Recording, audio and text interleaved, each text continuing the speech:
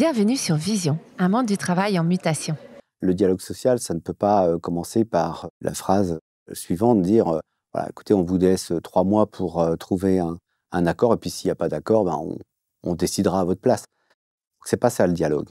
Le dialogue, c'est écouter ce que tout le monde a à dire, en tenir compte, et puis trouver un compromis autour des positions de chacun. Le syndicalisme aujourd'hui, on ne peut plus se limiter à un rôle revendicatif.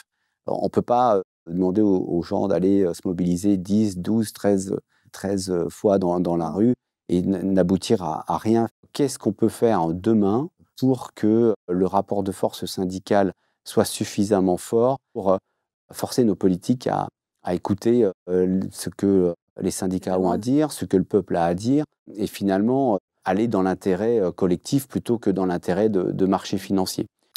La grande majorité de ces entreprises globalisées sont cotées en bourse. Ce système de cotation en bourse amène ces entreprises à n'avoir qu'une idée en tête, c'est augmenter en permanence la rentabilité et avoir une vision très court-termiste. Ces entreprises, elles ne voient le salarié que comme un coût. Et ce coût, il faut absolument le réduire.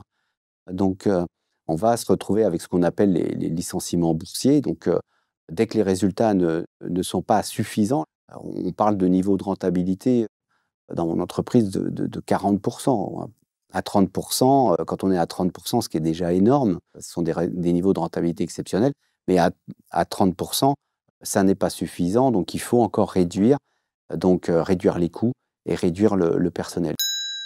Si on prend les pays du Nord, ils sont connus pour ça. C'est un syndicalisme plutôt de compromis.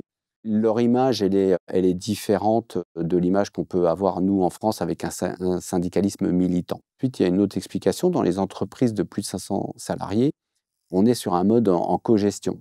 C'est-à-dire que les comités d'entreprise allemands participent à la gestion de l'entreprise, participent à la définition des objectifs stratégiques de l'entreprise.